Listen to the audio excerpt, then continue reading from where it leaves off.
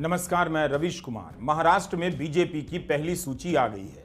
इस सूची में परिवारों के नाम भी आ गए हैं। झारखंड की सूची में भी परिवारवाद का परचम लहरा रहा है। विधानसभा ही नहीं, बिहार में उपचुनाव हो रहे हैं। चारों सीटों पर बीजेपी और उसकी सहयोगी की तरफ से परिवारवाद नजर आ रहा है। देवेंद्र फडणवीस को तो टिकट मिलना ही था। उप मुख्यमंत्री होने के साथ साथ परिवारवाद के कोटे से भी आते हैं।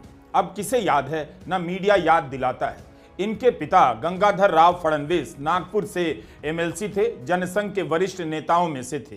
देवेंद्र फडणवीस की चाची शोभा ताई फडणवीस भी महाराष्ट्र में शिवसेना बीजेपी की सरकार में कैबिनेट मंत्री रहीं।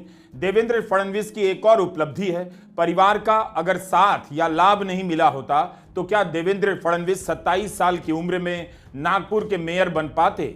2019 से 24 के बीच महाराष्ट्र में 3 मुख्यमंत्री हुए हैं। देवेंद्र फडणवीस को 70 घंटे तक मुख्यमंत्री रहने का गौरव प्राप्त हो चुका है। 2-2.5 साल बाद जब सरकार में लौटे तो उप मुख्यमंत्री बन गए और कार्यकाल पूरा किया। जिसे बीजेपी परिवारवाद कहती है, दरअसल वह संसाधनवाद है। पता चलता है कि राजनीति में चुनाव लड़ने का संसाधन किन लोगों के पास जमा हो गया है। केवल जन समर्थन के कारण किसी क्षेत्र में इस तरह के नेता नहीं टिकते हैं, बल्कि इसके पीछे राजनीतिक जीवन में जमा धन दौलत का भी रोल होता है, जिसकी बात कोई नहीं करता। परिवारवाद के पीछे यही दौलतवाद है जिसके दम पर इन्हें जिताऊ उम्मीदवार माना जाता है। सवाल है कि अगर प्रधानमंत्री नरेंद्र मोदी इतनी मजबूत स्थिति में भी इस बीमारी से नहीं लड़ पाए, तब फिर क्यों इस 10 साल तक इस मुद्दे पर बात करते रहे। क्या बीजेपी ने परिवारवाद के आगे सरेंडर कर दिया है। महाराष्ट्र की बीजेपी की पहली सूची में आप देखिए 99 उम्मीदवारों में से किसे टिकट दिया गया है। बीजेपी ने अशोक चव्हाण की बेटी श्रीजया चव्हाण को टिकट दिया है। जिस भोकर सीट से श्रीजया लड़ेंगी उस पर बीजेपी कभी नहीं जीत पाई है। विधायक आशीष शेलार को भी टिकट मिला और उनके भाई विनोद शेलार को भी। पूर्व सांसद हरिभाऊ जावले के बेटे अमोल जावले को टिकट मिला। पूर्व विधायक लक्ष्मण जगताप के परिवार से जुड़े शंकर जगताप को टिकट दिया गया है। विधायक बबन राव पाचपुते की पत्नी प्रतिभा पाचपुते को टिकट दिया गया है। राज्यसभा सांसद धनंजय महादिक के छोटे भाई अमल महादिक को टिकट दिया गया है। पूर्व केंद्रीय मंत्री राव साहेब दानवे के बेटे संतोष दानवे को टिकट मिला है। पूर्व मुख्यमंत्री शिवाजी राव पाटिल निलंगेकर के पोते संभाजी को टिकट दिया गया है। अनिल शिरोले के बेटे सिद्धार्थ शिरोले को टिकट दिया गया है। जब बीजेपी अपनी पार्टी में परिवारवाद से नहीं लड़ सकती है तो सरेंडर क्यों नहीं बोल देती। 10 साल से प्रधानमंत्री इसे मुद्दा बना रहे हैं। कांग्रेस से लेकर तमाम क्षेत्रीय दलों को परिवारों के लिए चलने वाली पार्टी कहते हैं। जब घेरा जाता है तब परिवारवाद का अपना मतलब लगाने लग जाते हैं। बीजेपी के परिवारवाद और दूसरे दलों के परिवारवाद का अंतर ले आते हैं, यानी सुविधा के हिसाब से दलीलें बना लेते हैं। हम किस परिवारवाद की चर्चा करते हैं। अगर किसी परिवार में अपने बलबूते पर जन समर्थन से एक से अधिक अनेक लोग अगर राजनीतिक क्षेत्र में भी प्रगति करते हैं, उसको हमने कभी परिवारवाद नहीं कहा है। हम परिवारवाद की चर्चा वो करते हैं जो पार्टी परिवार चलाता है, जो पार्टी परिवार के लोगों को प्राथमिकता देती है, जो पार्टी के सारे निर्णय परिवार के लोग ही करते हैं, वो परिवारवाद है। न राजनाथ जी की कोई पॉलिटिकल पार्टी है, न अमित शाह की कोई पॉलिटिकल पार्टी है। और इसलिए जहां एक परिवार को पार्टियां लिखी जाती हैं, वो लोकतंत्र में उचित नहीं है। लोकतंत्र में पार्टी अनेक एक परिवार के 10 लोग राजनीति में आए, कुछ बुरा नहीं है। हम तो चाहते हैं नौजवान लोग आए। हम भी चाहते हैं ये इसकी चर्चा करिए। हमारे साथ आपके साथ मेरा विषय नहीं है। देश के लोकतंत्र के लिए परिवारवादी राजनीति, पारिवारिक पार्टियों की राजनीति, ये हम सबकी चिंता का विषय होना चाहिए। प्रधानमंत्री मोदी को बताना चाहिए चंद्रबाबू नायडू की पार्टी क्या है। वह पार्टी भी तो वही है जो लोकसभा में खड़े होकर परिवारवाद की परिभाषा दे रहे हैं। टीडीपी में क्या चंद्रबाबू नायडू के रहते किसी और को मौका मिल सकता है। पिता मुख्यमंत्री हैं, उनके बेटे नारा लोकेश 3-3 मंत्रालयों के मंत्री हैं, यानी एक ही सरकार में बाप बेटे मुख्यमंत्री और मंत्री हैं। लेकिन गोदी मीडिया के जरिए आपको हमेशा तमिलनाडु का परिवारवाद दिखाया जाएगा, आंध्र प्रदेश का नहीं, क्योंकि टीडीपी के दम पर बीजेपी की सरकार दिल्ली में टिकी हुई है। जीतन राम मांझी की हम पार्टी प्रधानमंत्री की परिवारवाद की जो परिभाषा है उससे कितनी अलग है। अब तो ये एनडीए का हिस्सा है। जीतन राम मांझी की बहू को इमामगंज उपचुनाव के लिए उम्मीदवार बनाया गया है। इस परिवार में ही इमामगंज से कई दावेदार निकल आए। आखिर बीजेपी को हम पार्टी का परिवारवाद क्यों नहीं दिखता है? इमामगंज की सीट पर इसलिए उपचुनाव हो रहा है क्योंकि जीतन राम मांझी सांसद बनकर मोदी सरकार में कैबिनेट मंत्री बन गए। मांझी जी के जो समधी हैं वो बिहार सरकार में इस समय मंत्री हैं। बिहार की जिन 3 सीटों पर बीजेपी उपचुनाव लड़ रही है उस पर भी ऐसे ही उम्मीदवारों को टिकट दिया गया जिनका संबंध परिवारवादी नेताओं से रहा है। बीजेपी उपचुनाव में परिवारवाद से नहीं लड़ पा रही है। उपचुनाव में जहां उसकी हार जीत से सरकार पर कोई फर्क नहीं पड़ता और अगले 1 साल में वहां विधानसभा चुनाव होने हैं। चिराग पासवान की पार्टी को प्रधानमंत्री मोदी परिवारवाद की किस परिभाषा में रखेंगे? कब तक सुविधा के हिसाब से परिवारवाद की परिभाषा को शिफ्ट करते रहेंगे? चंद्रबाबू नायडू के सामने परिवारवाद भूल जाते हैं। कर्नाटका में देवेगौड़ा के सामने इतना भूल गए कि उनके पोते पर बलात्कार और वीडियो बनाने का मामला सामने आया, मगर प्रधानमंत्री मोदी ने एक शब्द नहीं कहा। परिवारवाद में आखिर ऐसा क्या है कि बीजेपी उसके आगे लाचार नजर आती है? यह पोस्टर तो बीजेपी के ही एक कार्यकर्ता ने जारी किया है। राजीव रंजन सिंह आईपीएस से सेवानिवृत्त होने के बाद बीजेपी में आ गए, मगर टिकट नहीं मिला। 2022 में रिटायर होने के बाद पिछले साल जून में बीजेपी में शामिल हुए।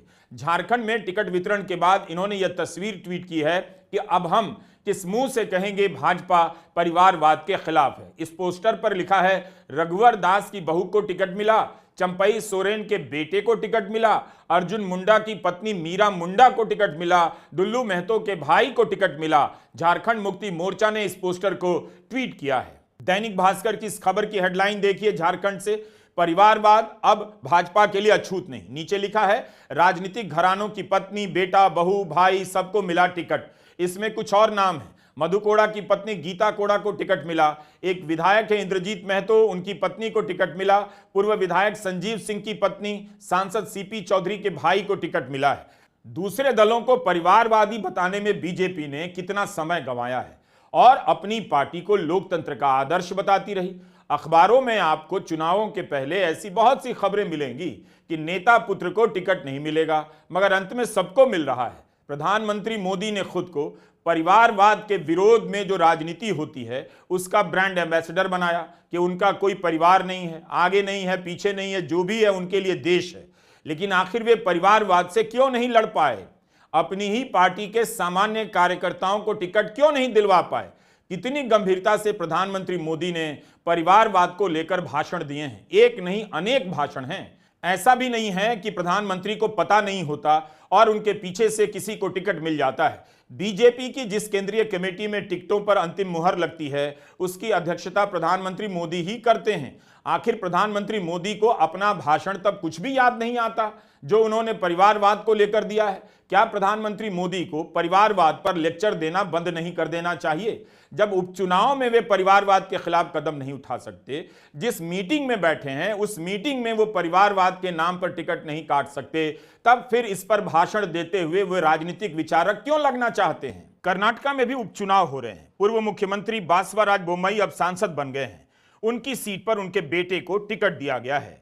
बासवराज ने हिंदू से कहा है कि वह नहीं चाहते थे कि उनका बेटा चुनाव लड़े। मैंने इस पर विचार करने के लिए 2 दिन का समय भी मांगा, लेकिन मुझे नहीं दिया गया। जेपी नड्डा ने तो कुछ कहने का समय ही नहीं दिया। पार्टी आलाकमान का फैसला है कि उनका बेटा भरत बोम्मई चुनाव लड़े। तो ये हालत है बीजेपी में परिवारवाद से लड़ाई की। आज मेरे देश के लोकतंत्र में एक ऐसी विकृति आई है जो कभी भारत के लोकतंत्र को मजबूती नहीं दे सकती, और वो क्या है बीमारी? परिवारवादी पार्टी। और उनका तो मंत्र क्या है? Party of the family, by the family and for the family. इनका तो जीवन मंत्र यही है कि उनकी पॉलिटिकल पार्टी, उनका राजनीतिक दल परिवार का, परिवार के द्वारा और परिवार के लिए परिवारवाद और भाई भतीजावाद प्रतिभाओं के दुश्मन होते हैं, योग्यता को नकारते हैं, सामर्थ्य को स्वीकार नहीं करते हैं, और इसलिए परिवारवाद इस देश के लोकतंत्र की मजबूती के लिए उसकी मुक्ति जरूरी है। हालत तो यह है कि प्रधानमंत्री मोदी अब वोटर को भी परिवार कहने लगे हैं और टिकट भी परिवार के नाम पर देने लगे हैं। एक साल पहले प्रधानमंत्री मोदी ने कांग्रेस के परिवारवाद पर जब बयान दिया तो कांग्रेस ने एक पूरी सूची बनाई कि बीजेपी में परिवार के नाम पर कौन कौन मजे ले रहा है, मौज काट रहा है। जय शाह पुत्र अमित शाह, पंकज सिंह पुत्र राजनाथ सिंह, नीलेश राणे पुत्र नारायण राणे, अनुप्रिया पटेल पुत्री सोनेलाल पटेल, हमारे कभी अपने होते थे ज्योतिरादित्य सिंधिया पुत्र श्री माधवराव सिंधिया, देवेंद्र फडणवीस पुत्र गंगाधर फडणवीस, अनुराग ठाकुर पुत्र प्रेम कुमार धूमल, पीयूष गोयल पुत्र वेद प्रकाश गोयल, किरण रिजिजू पुत्र रिंचिन खारू, भारती प्रवीण पवार पुत्री अर्जुन पवार, श्री आरपीएन सिंह कभी हमारे होते थे पुत्र सीपीएन सिंह, अरुण सिंह धूमल भाई अनुराग ठाकुर, पंकजा मुंडे पुत्री स्वर्गीय श्री गोपीनाथ मुंडे, पूनम महाजन पुत्री प्रमोद महाजन, आकाश विजयवर्गीय पुत्र कैलाश विजयवर्गीय, राव इंद्रजीत सिंह पुत्र राव बीरेंद्र सिंह। ये हमारे तो नहीं है, ये तो भाजपा के नेताओं के नाम मैंने आपको गिना दिए और कुछ ही गिनाए हैं। इसमें कल्याण सिंह के बच्चे, कलराज सिंह के बच्चे, इन लोगों के तो नाम अभी मैंने आपको गिनाए नहीं और बड़ी लंबी फहरिस्त है हर राज्य में।